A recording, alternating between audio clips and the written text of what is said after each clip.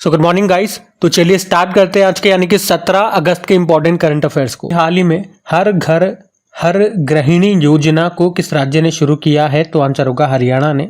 तो अभी हरियाणा के जो मुख्यमंत्री हैं नायब सैनी, उन्होंने राज्य में हर घर हर गृहिणी नाम से एक योजना शुरू की है। क्या होगा इस योजना में?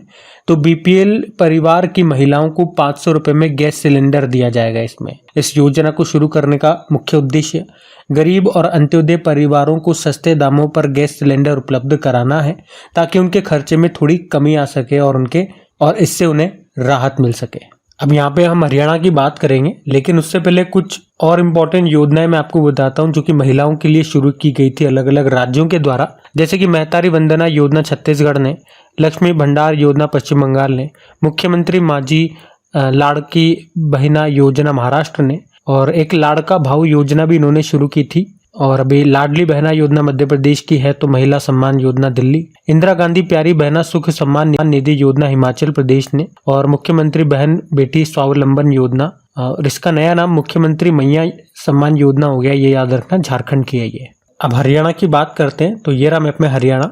आपको पता है कैपिटल चंडीगढ़ होती है, मुख्यमंत्री नायब सैनी है। पहले मुख्यमंत्री कौन थे? मनोहर लाल खट्टर।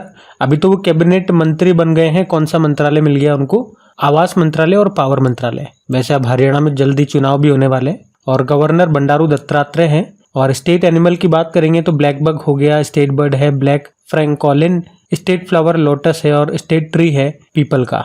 हरियाणा से कुछ और इम्पोर्टेंट पॉइंट्स मैं आपको रिवाइज कर रहा हूँ। तो पहले कुछ लेटेस्ट पॉइंट याद रखना कि पहला वैश्विक महिला कबड्डी लीग, ये हमने पढ़ा था, अभी कहाँ पे होगा? हरियाणा में होगा, पहली बार होगा। अभी विजय हजारे ट्रॉफी 2023-24 को हरियाणा ने जीता था, राजस्थान को हराया था। और 2024 में ही 14वीं सीनियर महिला हॉकी नेशनल चैंपियनशिप, इसको हरियाणा ने जीत लिया था महाराष्ट्र को हरा करके। बाकी वन मित्र योजना यहाँ पे शुरू हुई थी। आपको याद है अंतर्राष्ट्रीय गीता महोत्सव 2024 का आयोजन कुरुक्षेत्र हरियाणा में हुआ था। इसमें पार्टनर स्टेट असम था। प्राणवायु देवता पेंशन योजना यहाँ शुरू हुई थी। क्रेच नीति को शुरू करने वाला पहला राज्य हरियाणा है। मेरा बिल मेरा अधिकार योजना शुरू हुई थी। और भारत की पहली हाइड्रोजन से चलने वाली ट्रेन ये शुरू होगी हरियाणा में। देश का पहला इंडियन एयरफोर्स का हेरिटेज सेंटर ये बना चंडीगढ़ में। चंडीगढ़ एयरपोर्ट का नाम बदल के भगत सिंह जी के नाम पे कर दिया गया। नॉर्थ इंडिया का पहला परमाणु संयंत्र ये फतेहाबाद हरियाणा में बना। दृश्य योजना शुरू हुई थी यहाँ पे। 100% विद्युतीकरण रेलवे नेटवर्क वाला भारत का पहला राज्य हरियाणा है। यहाँ पे ई अधिगम योजना शुरू हुई थी। चिराग योजना शुरू हुई। दयालु योजना शुरू हुई। और हड़प्पा संस्कृति का सबसे बड़ा संग्रहालय बन रहा हरियाणा के राखीगढ़ी में। अंतर्राष्ट्रीय सूरजकुंड मेले 2023 का आयोजन ये फरीदाबाद में हुआ था। तो हरियाणा से ये सारे पॉइंट्स याद रखना। अगला प्रश्न देखते हैं। फिर पूछ रहे अभी हाल ही में समाप्त हुए न्यूवाइस टेलीस्कोप मिशन का संबंध किससे है? तो आंसर होगा नासा। तो नासा ने 2009 में न्यूवाइस टेलीस्कोप को लॉन्च किया था, पर अभी इसे समाप्त कर दिया है। देखो न्यूवाइस का मतलब हो गया near earth object wide field infrared survey explorer. तो इसे लॉन्च क्यों किया गया था? वैसे काम क्या था? तो इसे आकाश का सर्वेक्षण करने, क्षुद्र ग्रहों यानी कि एस्टेरॉइड्स, तारों और अंतरिक्ष में कुछ धुंधली आकाश गंगाओं का पता लगाने के लिए इसे डिजाइन किया गया था, लॉन्च किया गया था। अच्छा, क्षुद्र ग्रह यानी कि एस्टेरॉइड, जो एस्टेरॉइड बेल्ट है, ये प्रश्न आता है एग्जाम में, किन दो ग्रहों के बीच में पाई जाती है? मंगल और बृहस्पति यानी कि मार्स और जुपिटर के बीच में। अच्छा, इसी तरह से यहाँ पे कुछ और टेलीस्कोप्स के मैं आपको नाम बताता हूँ। जैसे कि यूक्लिड स्पेस टेलीस्कोप, ये यूरोपियन स्पेस एजेंसी का है। जेम्स वेब टेलीस्कोप ये नासा का है। और एशिया का सबसे बड़ा 4 मीटर लिक्विड मिरर टेलीस्कोप ये स्थापित हुआ था भारत में भी कहा, उत्तराखंड के देवस्थल में। और गया टेलीस्कोप ये यूरोपियन स्पेस एजेंसी का है। और अभी इसी साल की बात है, इसने शिव और शक्ति नामक तारों की 2 प्राचीन धाराओं की खोज की थी। उनके नाम रखे थे शिव और शक्ति। वैसे बात यहाँ पे नासा की हुई है। तो नासा मतलब हो गया national aeronautics and space administration. स्थापना होती है 1958 में, जब डीआरडीओ की भी स्थापना होती है। हेडक्वार्टर वॉशिंगटन डीसी में है और इसके प्रशासक एडमिनिस्ट्रेटर हैं बिल नेल्सन। और आपको पता है नासा ने मार्स यानी कि मंगल ग्रह पर सल्फर मिलने की घोषणा की थी। और ये नासा के किस रोवर ने खोजा था? क्यूरोसिटी ने। और अगर मैं आपसे पूछूं कि अभी अमेरिका का जो आर्टेमिस समझौता है उस पर हस्ताक्षर करने वाला 42 नंबर का देश कौन सा बना था? तो याद रखना स्लोवाकिया बना था। उससे पहले 41 नंबर का पेरू बना था। और एक और पॉइंट याद रखना कि जो स्पेस एक्स का जो फेमस रॉकेट है, उनका लॉन्च व्हीकल है फॉल्कन 9 रॉकेट। उससे लॉन्च होने वाला भारत का पहला सैटेलाइट कौन सा है? तो उसका नाम है GSAT-20 या इसे ही GSAT-N2 भी कहते हैं, CMS-03 भी इसी को कहते हैं। तो ध्यान रखना ये पॉइंट्स। अगला प्रश्न देखते हैं। फिर पूछ रहे अभी हाल ही में किस देश ने तीसरे वॉइस ऑफ ग्लोबल साउथ शिखर सम्मेलन की मेजबानी की? तो आंसर होगा भारत ने। तो आज यानी कि 17 अगस्त 2024 को भारत वर्चुअली तीसरे voice of global south summit की मेजबानी करेगा। तो विकासशील देशों के लिए भविष्य की चुनौतियों को लेकर इसमें चर्चा की जाएगी। और इससे पहले के जो 2 समिट हुए हैं, भाई ये हमने कहा ना तीसरा है, इस तरह का तीसरा सम्मेलन है ये। कौन सा? वॉइस ऑफ ग्लोबल साउथ शिखर सम्मेलन। तो इससे पहले के जो 2 समिट हुए हैं उसकी भी मेजबानी भारत ने ही की थी। इस बार की थीम है एक सतत भविष्य के लिए एक सशक्त वैश्विक दक्षिण। अब यहाँ पे शिखर सम्मेलन की बात हुई है, तो जब भी सम्मेलन या समिट वाला प्रश्न आता है 2024 के इंपॉर्टेंट समिट्स में आपको रिवाइज कराता हूँ, लेकिन यहाँ पे बात भारत की भी हुई है। तो आज मैं आपको वो सभी पॉइंट्स रिवाइज करवाने वाला हूँ जहाँ जहाँ पे भारत न्यूज़ में था, या यूँ कह दो कि भारत किन किन की अध्यक्षता कर रहा है। इस तरह के पॉइंट्स मैं आपको रिवाइज कराऊंगा, तो बिल्कुल ध्यान से सुनना, इंपॉर्टेंट है ये शीट। जैसे आपको याद है कि अभी भारत को अंतर्राष्ट्रीय संगठन एशियाई आपदा तैयारी केंद्र का अध्यक्ष बनाया गया था। 2024 में यूनेस्को के विश्व धरोहर समिति की 46th सेशन की अध्यक्षता भारत ने की, पहली बार नई दिल्ली में अभी। और 2024 में वर्ल्ड टेलीकॉम स्टैंडर्डाइजेशन असेंबली की मेजबानी ये भी भारत कर रहा है। 2025 में जो FIH hockey mains junior world cup है उसको होस्ट कर रहा है भारत। और भारत ने अभी 2024 में ही 46वीं अंटार्कटिक संधि परामर्श बैठक की मेजबानी भी की थी केरल के कोच्चि में। और वर्ल्ड ऑडियो विजुअल और मनोरंजन शिखर सम्मेलन का आयोजन ये भी भारत में होगा, गोवा में, इस साल नवंबर में होगा ये। तो भारत से संबंधित ये 4-5 पॉइंट्स आप जरूर याद रखिएगा, इंपॉर्टेंट है सारे। अगला प्रश्न देखते हैं। फिर पूछ रहे हाल ही में कृषि मंत्री ने किसानों से संवाद के लिए किस नाम से कार्यक्रम लॉन्च किया है? तो आंसर होगा किसान की बात। तो किसानों से जुड़ने, उनकी समस्याओं को समझने के लिए भी हमारे जो कृषि मंत्री हैं, कौन है? शिवराज सिंह चौहान। अभी उन्होंने किसान से बात नाम से एक रेडियो प्रोग्राम लॉन्च किया है। और ये प्रोग्राम आप जानते हो प्रधानमंत्री का जो लोकप्रिय रेडियो प्रोग्राम है मन की बात, उसी से प्रेरित है, जिसका उद्देश्य है किसानों को मंत्री, कृषि वैज्ञानिकों और मंत्रालय के अधिकारियों से बातचीत करने का मौका देना है। इसमें किसानों को मिट्टी की सेहत, सिंचाई, फसल प्रबंधन और कीट नियंत्रण जैसे विषयों पर जानकारी उपलब्ध कराई जाएगी, या उनके जो भी डाउट्स होंगे, जो भी समस्याएं होंगी कृषि को लेकर के, उनके समाधान यहाँ पे किए जाएंगे। तो एक तो याद रखना हमारे कृषि मंत्री कौन है? शिवराज सिंह चौहान है। और इस प्रोग्राम का नाम है किसान की बात। ठीक है, याद रहेगा। तो फिर अगला प्रश्न देखते हैं। फिर पूछ रहे हाल ही में प्लास्टिक खाने वाले कवक की खोज किसने की है? तो आंसर होगा जर्मनी। तो अभी जर्मनी के वैज्ञानिकों ने एक ऐसा कवक, एक ऐसा फंगस खोजा है जो कि प्लास्टिक खा सकता है। तो ये तो बहुत अच्छी बात है, इससे दुनिया की प्लास्टिक पॉल्यूशन की समस्या खत्म हो सकेगी। इस कवक को, इस फंगस को माइक्रोफुंगी कहा गया है। अच्छा, स्टडी ऑफ फंगस, कवक के अध्ययन को क्या कहते हैं? माइकोलॉजी कहते हैं। और शैवाल यानी कि एल्गी की स्टडी को क्या कहते हैं? शैवाल के अध्ययन को, उसे फाइकोलॉजी कहते हैं। अगर मैं पूछूं, ये प्रश्न एग्जाम में आता है कि कवक की जो कोशिका भित्ति है, सेल वॉल ऑफ फंगस, ये किसका बना होता है? काइटिन का। जबकि जो पौधों का सेल वॉल होता है, आपको पता है, वो सेल्यूलोज का बना होता है। और फंगस से होने वाले कुछ मुख्य रोग होते हैं, जैसे कि गंजापन, दाद, खाद, खुजली, एथलीट फुट, ये सब होते हैं। ये सब आपको पता ही होगा। अच्छा, आपको याद हो तो अभी 2-3 दिन पहले हमने एक प्रश्न पढ़ा था कि भारत का पहला मीथेन खाने वाला बैक्टीरिया मिथेनट्रॉप्स, ये कहाँ पे खोजा गया था? तो ये हमने महाराष्ट्र में खोजा था। बाकी बात यहाँ पे जर्मनी की है, तो ये रहा मैप में जर्मनी। तो कैपिटल होती है बर्लिन, करेंसी यूरो, प्रेसिडेंट है फ्रैंक वॉल्टर स्टेनमेयर और चांसलर है ओलाफ स्कोल्ज। आपको याद होगा जर्मनी अभी ये साउथ कोरिया में संयुक्त राष्ट्र कमांड में 18वें सदस्य के रूप में शामिल हुआ था। दुनिया की पहली सेल्फ ड्राइविंग ट्रेन ये जर्मनी में शुरू हुई थी। और दुनिया की पहली हाइड्रोजन संचालित ट्रेन भी जर्मनी ने ही शुरू की थी। तो इतना आप याद रखें। अगला प्रश्न हम देखते हैं। अच्छा देखो, आज के वीडियो में अगर आप में से कुछ स्टूडेंट्स मुझसे कहो या शिकायत करो कि आज के वीडियो में वॉइस कम आ रही है, तो उसके लिए मैं आपको जवाब दे दूं, क्योंकि हर किसी को मैसेज नहीं कर पाऊंगा, मैं कमेंट का जवाब नहीं दे पाऊंगा। इसीलिए बता देता हूँ कि मेरी मजबूरी है, क्योंकि मेरे गले में टॉन्सिल हो रहे हैं, बहुत बुरे वाले हो रहे हैं। वैसे आज सुबह से मैं मेडिसिन खा रहा हूँ, सुबह और शाम की खुराक ले लिया था मैंने, लेकिन अभी तक आराम नहीं है। पानी खाना तो छोड़ो, जब अपन अपना सलाइवा यानी कि थूक निगलते हैं तो ऐसा चुभ रहा है जैसे कि गले पे आलपिन लग रहा हो, कांटा लग रहा हो, इतना बुरा वाला पेन हो रहा है। तो जितना वॉल्यूम मैं अभी निकाल पा रहा हूँ वो मेरा मैक्सिमम है, मतलब यूँ समझ लो कि फुल पेन में मैं आपको पढ़ा रहा हूँ चीज़ें। और जो हमारे पुराने स्टूडेंट्स हैं उनको पता है कि मेरे छाले होते रहते हैं मुंह में। मुझे एक्चुअली में कुछ चीज़ों से एलर्जी आप कह सकते हो, या गर्मी ज़्यादा रहती है। जैसे अगर मैं चने खा लेता हूँ तो मुझे छाले हो जाते हैं, मीठा खा लेता हूँ तो डेफिनेटली छाले होने हैं। मुख्य रूप से बेसन की जो मिठाई होती है वो तो अगर 1 या 2 पीस भी खा लिया तो छाले हो जाएंगे। गुड़ से डेफिनेटली छाले होते हैं। तो इन चीज़ों से मतलब एलर्जी है, और कभी कभी तो कुछ भी नहीं खाऊं तब भी हो जाता है। और मैंने अपना सब तरह का ट्रीटमेंट करवा लिया, एलोपैथी, होम्योपैथी, आयुर्वेद सब वगैरह, कहीं मुझे रिलीफ नहीं मिला। तो बस जब अब होते हैं तो मैं नॉर्मली डॉक्टर को दिखा करके कुछ गोलियां खा लेता हूँ। मुझे पता है ये नुकसान करती है गोलियां लंबे समय में, लेकिन मेरे पास इसके अलावा कोई चारा नहीं है। मैंने सब तरह का इलाज करवा लिया, हफ्ते दिन तक मैंने इंजेक्शन लगवा लिए, लेकिन कोई रिजल्ट नहीं है लॉन्ग पीरियड में। खैर कुछ ज़्यादा बता दिया मैंने, क्या करूँ, जब दुख होता है ना तो अपने आप निकलती है पीड़ा। तो बस वॉइस वाली बात थी, वो मैंने आपको बता दिया। चलो फिर अभी अगला प्रश्न देखते हैं। फिर पूछ रहे, अभी हाल ही में मिस्टर क्लीन के नाम से मशहूर किस राज्य के पूर्व मुख्यमंत्री साल सेंग मराक का निधन हो गया? तो आंसर होगा मेघालय।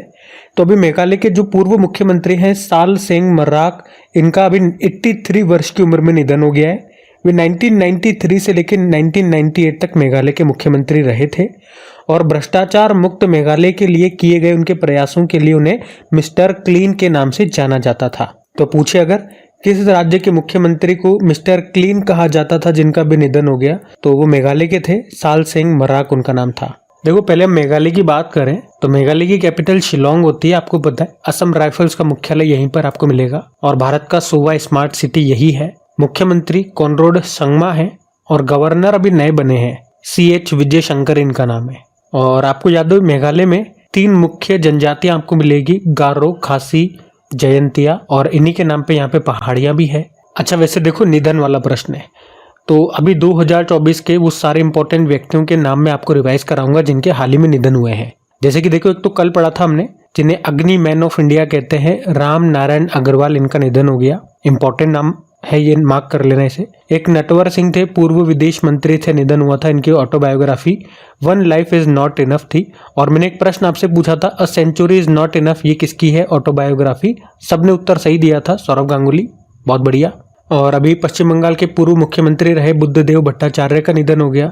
गांधीवादी सामाजिक सुधारक थी शोभना रानाडे का निधन हो गया। यामिनी कृष्णमूर्ति, इनका संबंध भारतनाट्यम और कुचिपुड़ी से था, मतलब ये क्लासिकल डांसेज हैं। और तमिलनाडु का भरतनाट्यम है तो आंध्र प्रदेश का कुचिपुड़ी है, इनका निधन हो गया। अंशुमान गायकवाड़, ये संबंध इनका क्रिकेट से था, निधन हो गया। पंडित राजीव तारानाथ सरोदवादक थे। कमला बेनीवाल राजस्थान की पहली महिला मंत्री थी। सुशील मोदी बिहार के पूर्व उप मुख्यमंत्री रहे। सलाम बिन रज्जाक प्रसिद्ध उर्दू लेखक थे। पीटर हिग्स ब्रिटिश भौतिकी विज्ञानी यानी कि फिजिसिस्ट थे। हिग्स बोसोन पार्टिकल की खोज की थी, निधन हो गया। पॉल अलेक्जेंडर अमेरिकी थे, the man in the iron lung के नाम से फेमस थे। गजल गायक पंकज उदास का निधन हो गया, देश के सबसे बुजुर्ग टेस्ट क्रिकेटर थे। दत्ताजी गायकवाड़ का निधन हो गया। और भारत की पहली ओरल यानी कि मौखिक गर्भ निरोधक गोली आती थी सहेली नाम से, उसकी खोज करने वाले डॉक्टर थे R नित्यानंद, इनका निधन हो गया।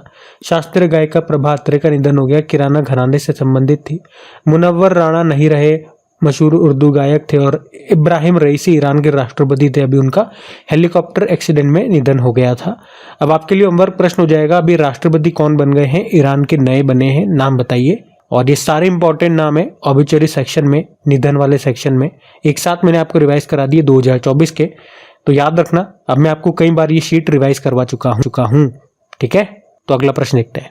फिर आपसे पूछ रहे, अभी हाल ही में उत्तर भारत का सबसे बड़ा फ्लोटिंग सोलर पार्क ओमकारेश्वर, ये कहाँ पे शुरू हुआ? तो आंसर होगा मध्य प्रदेश में। तो अभी मध्य प्रदेश के ओमकारेश्वर में उत्तर भारत का ये सबसे बड़ा सोलर पार्क ये शुरू हो चुका है। मध्य प्रदेश के खंडवा जिले में ओमकारेश्वर बांध पे ये शुरू हुआ। किस नदी पर? नर्मदा नदी। कैपेसिटी अभी इसकी 90 मेगावाट की है। अब यहाँ पे सोलर से संबंधित कुछ करंट अफेयर्स के प्रश्न मैं आपको रिवाइज कराऊंगा, लेकिन नर्मदा नदी से आप याद रखना, किस नदी, जो ये नदी है नर्मदा नदी, इसका उद्गम कहाँ से होता है? अमरकंटक की पहाड़ी से। इसके किनारे कौन सा शहर है? जबलपुर शहर है, जहाँ पे मध्य प्रदेश का हाईकोर्ट है। बाकी देखो, अगर पूछे भारत का पहला सौर ऊर्जा संचालित गांव, ये गुजरात का मोढेरा गांव है। दिल्ली एयरपोर्ट ये बना था पूरी तरह से हाइड्रो और सौर ऊर्जा से चलने वाला भारत का पहला एयरपोर्ट। देश के पहले सोलर रूफटॉप सिस्टम का उद्घाटन गांधीनगर गुजरात में हुआ। दुनिया का सबसे बड़ा फ्लोटिंग सोलर पावर प्लांट ये बनेगा मध्य प्रदेश के खंडवा जिले में। ये मैं आपको कई बार बता चुका हूँ। अभी इसकी और कैपेसिटी बढ़ाई जाएगी, लेकिन अभी ये स्टार्टिंग इसकी 90 मेगावाट से हुई है और इस प्रकार ये उत्तर भारत का सबसे बड़ा फ्लोटिंग सोलर पार्क बन चुका है। फ्लोटिंग मतलब तैरता हुआ। और देश का पहला सोलर सिटी ये सांची मध्य प्रदेश है। और जो दमन दीव है उसका एक शहर है दीव। तो दीव दिन के दौरान पूरी तरह से सौर ऊर्जा से चलने वाला भारत का पहला शहर बना था। भारत की पहली ग्रीन सोलर पावर फैक्ट्री ये उत्तराखंड में बनेगी। ल्यूमिनस पावर टेक्नोलॉजी बनाएगा। प्रधानमंत्री कुसुम योजना ये फरवरी 2019 में शुरू हुई थी।